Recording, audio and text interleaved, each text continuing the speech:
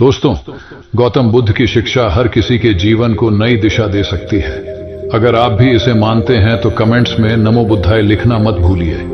एक समय की बात है, नगर में एक व्यापारी रहता था। अपने और अपने परिवार के भरण पोषण के लिए वह नमक का व्यापार करता था। उसके परिवार में पत्नी और 2 पुत्र थे। व्यापारी के दोनों पुत्रों का स्वभाव बिल्कुल अलग था। जहां एक और बड़ा पुत्र बहुत ही संकोचित और शर्मीले स्वभाव का था, उसे किसी से बात करने में भी शर्माती थी। वही उसका छोटा पुत्र बहिर्मुखी स्वभाव वाला व्यक्ति था। वह किसी से भी अपनी बात कहने में कभी संकोच नहीं रखता था।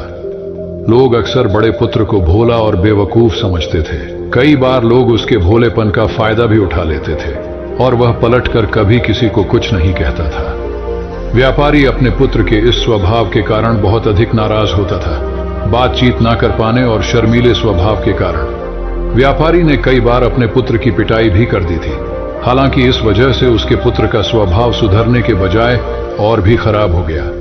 बचपन से ही बड़ा पुत्र बेहद परेशान रहने लगा था। उसके अंदर आत्मविश्वास की कमी हो गई थी। परीक्षा में वह आते हुए प्रश्नों के उत्तर भी अपने डर के कारण नहीं लिख पाता था। इस कारण उसकी शिक्षा भी ठीक ढंग से नहीं हो पाई। पुत्र जब युवावस्था को प्राप्त हुआ, तब व्यापारी ने उसे अपने साथ व्यापार में हाथ बटाने को कहा। अपने पिता से डर के कारण वह व्यापार करने को तैयार हो गया, किंतु वह कई बार ऐसी गलतियां कर देता था जिससे व्यापारी बहुत अधिक नाराज हो जाता था। एक दिन व्यापारी किसी दूसरे काम के कारण शहर गया हुआ था। उस समय उसकी दुकान पर बड़ा पुत्र बैठा हुआ था। तभी कुछ लोग आए और उन्होंने बड़े पुत्र से कहा कि हमें तुम्हारे पिता ने भेजा है। उनका यह संदेश है कि इस समय दुकान में नमक की जितनी बोरियां रखी हुई है वह सब हमें दे दो। उन्होंने नमक की सभी बोरियों को शहर मंगवाया है। व्यापारी का पुत्र उनसे प्रश्न पूछने की हिम्मत जुटा ही रहा था कि वे दोनों आदमी दुकान के अंदर घुस गए और दुकान में जितनी भी नमक की बोरियां रखी थीं, सबको तांगे में रखा और लेकर चले गए। व्यापारी के पुत्र ने उन्हें रोकने का प्रयास किया, किंतु संकोच और शर्मीलेपन के कारण वह उन्हें कुछ कह नहीं पाया। उसने मन ही मन सोचा कि यदि मैं इन्हें नमक ले जाने से रोकूं तो पिताजी मुझ पर नाराज होंगे। कुछ समय बाद जब व्यापारी शहर से वापस आया तो खाली दुकान देखकर उसने अपने पुत्र से प्रश्न किया कि नमक की बोरियां कहां गई? यह दुकान इतना खाली खाली क्यों है? तब बड़े पुत्र ने धीमे स्वर में कहा कि कुछ लोग दुकान पर आए थे और उन्होंने मुझसे कहा कि आपने नमक की बोरियों को शहर मंगवाया है, और दुकान में से सारी बोरियों को निकाल कर लेकर चले गए। व्यापारी ने अपना सिर पीट लिया।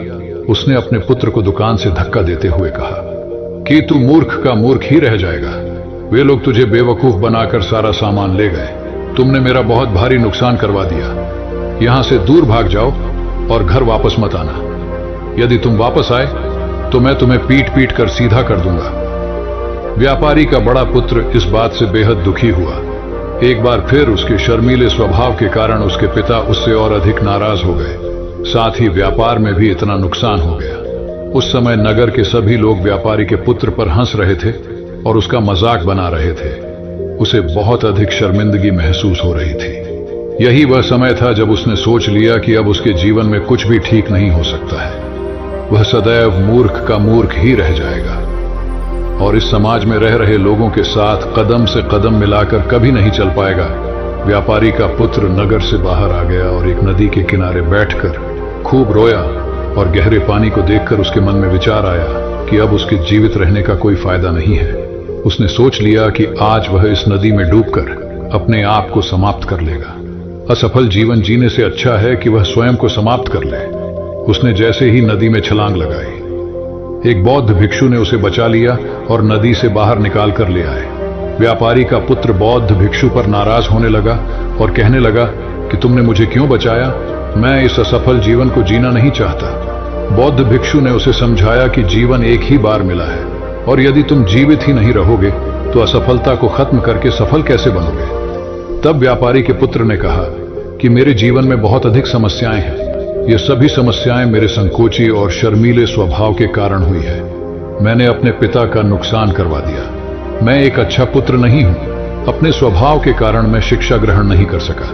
यह सारा संसार मुझे मूर्ख समझता है। क्या किसी मूर्ख को इस संसार में जीने का कोई अधिकार नहीं है? तब बौद्ध भिक्षु ने कहा कि तुम्हारे इस प्रश्न का उत्तर तो मेरे गुरु ही देंगे। चलो मैं तुम्हें मेरे गुरु से मिलवाता हूं। व्यापारी के पुत्र ने कहा कि वह किसी से बात नहीं करना चाहता, आज वह अपना जीवन समाप्त कर लेगा। किंतु बौद्ध भिक्षु के बार बार समझाने के बाद वह उनके साथ जाने और उनके गुरु से मिलने के लिए तैयार हो गया। बौद्ध भिक्षु व्यापारी के पुत्र को आश्रम की ओर लेकर गए। वहां पर व्यापारी के पुत्र ने देखा कि एक व्यक्ति पेड़ के नीचे ध्यान मग्न बैठे हुए हैं। तभी बौद्ध भिक्षु ने कहा कि यह हमारे गुरु गौतम बुद्ध हैं।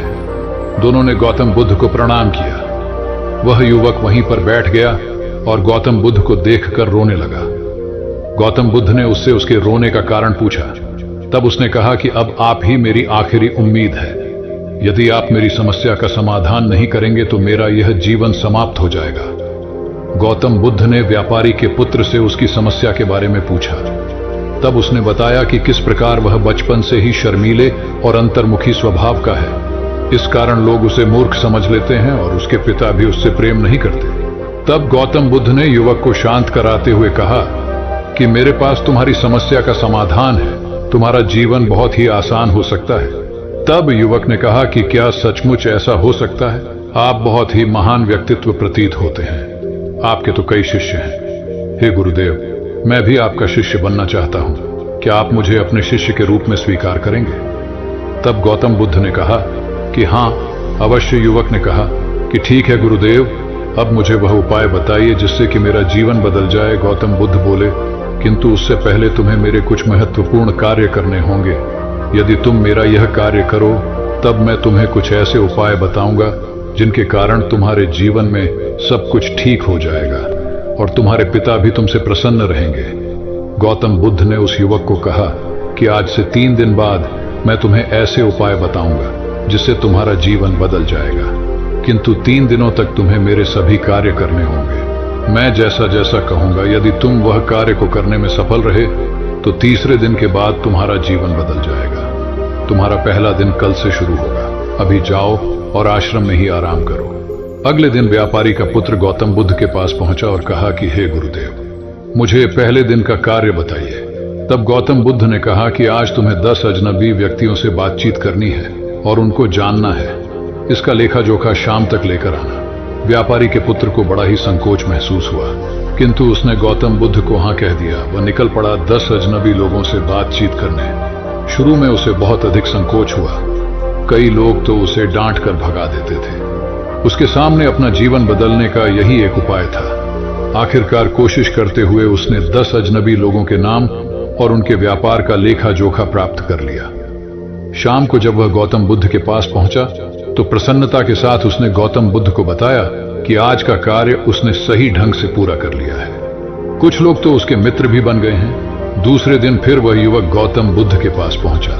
तब गौतम बुद्ध ने कहा कि आज का कार्य है, तुम आश्रम में रह रहे 10 शिष्यों को संबोधित करते हुए उन्हें जल के उपयोग के विषय में पढ़ाओ। गौतम बुद्ध की बात सुनकर व्यापारी का पुत्र हक्का बक्का रह गया। उसने कहा कि आप मुझसे किस प्रकार का कार्य करवा रहे हैं? मैं अपनी शिक्षा ठीक से पूरी नहीं कर पाया हूं, मैं यह कार्य नहीं कर पाऊंगा।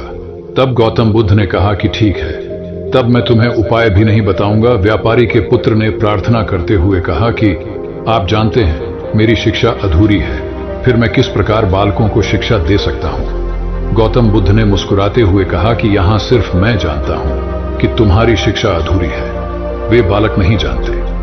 तुम रोज अपने जीवन में जल का उपयोग करते हो, यही सब बातें जाकर उन बालकों को बतानी है। आखिरकार व्यापारी के पुत्र के पास कोई रास्ता नहीं बचा। हिम्मत जुटाकर वह उन बालकों के पास पहुंच गया। शुरू में तो उसके हाथ पैर कांप रहे थे, किंतु आखिरकार उसने जल की विशेषताओं के बारे में बताना प्रारंभ कर दिया। उसने बालकों को जल की 5 विशेषताएं बताई और जल्दी से वहां से भाग आया। गौतम बुद्ध के पास आकर उसने कहा कि बहुत अधिक डर लग रहा था, किंतु मैंने बालकों को जल की 5 विशेषताएं बता दी हैं। गौतम बुद्ध ने कहा कि जाओ और एक बार फिर कोशिश करके आओ। व्यापारी का पुत्र ने एक बार फिर हिम्मत जुटाई और बालकों को जल के विषय में पढ़ाना शुरू किया। इस बार व्यापारी के पुत्र को बिल्कुल डर नहीं लग रहा था, पूरे आत्मविश्वास के साथ बालकों को शिक्षा दी। तब गौतम बुद्ध ने युवक की प्रशंसा करते हुए कहा कि तुम अवश्य ही साहसी हो। गौतम बुद्ध से शाबाशी सुनकर वह युवक बहुत अधिक प्रसन्न हुआ। युवक तीसरे दिन जब गौतम बुद्ध के पास आया तो गौतम बुद्ध ने उससे कहा कि आज का कार्य तुम्हें थोड़ा अजीब लग सकता है, किंतु आज तुम्हें अपने पिता से मिलने जाना है। गौतम बुद्ध की यह बात सुनकर वह युवक बहुत अधिक डर गया। उसने कहा कि नहीं नहीं, मैं अपने पिता के सामने नहीं जाऊंगा। फिर गौतम बुद्ध ने कहा कि ठीक है, तब मैं तुम्हें उपाय भी नहीं बताऊंगा। आखिरकार उस युवक को गौतम बुद्ध की बात माननी पड़ी। गौतम बुद्ध ने उसे समझाया कि अपने पिता के पास जाकर उनसे क्षमा मांगना और कहना कि तुम्हें एक और अवसर दे ताकि तुम स्वयं को बुद्धिमान साबित कर सको। उस युवक ने बड़ी हिम्मत के साथ अपने पिता का सामना किया और उनसे क्षमा मांगी। आखिरकार व्यापारी ने अपने पुत्र को क्षमा कर दिया और उसे दूसरा अवसर देने के लिए तैयार हो गए। व्यापारी का पुत्र गौतम बुद्ध के पास आया और उसने जब उपाय के बारे में जानना चाहा, तब गौतम बुद्ध ने कहा कि तुमने स्वयं ही अपना उपाय खोज लिया है। तुम किसी से बात नहीं कर पाते थे, शर्मीले थे, सब कुछ तुम्हारे मन में बैठा हुआ डर था।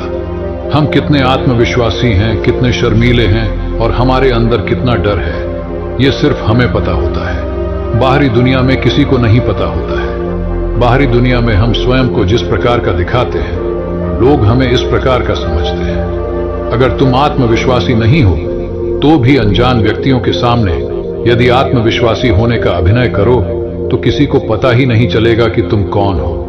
वह युवक समझ चुका था कि गौतम बुद्ध उसे क्या बताना चाह रहे हैं। गौतम बुद्ध को धन्यवाद किया और उनसे वादा किया कि वह जीवन में सफल होकर दिखाएगा। तो दोस्तों, यह वीडियो पसंद आई हो तो इसे लाइक जरूर करें और चैनल को सब्सक्राइब करना ना भूलें। आपके आसपास भी कोई ऐसा शर्मीला और संकोची स्वभाव का व्यक्ति है तो उसे ये वीडियो जरूर शेयर करें ताकि उसकी सहायता हो सके।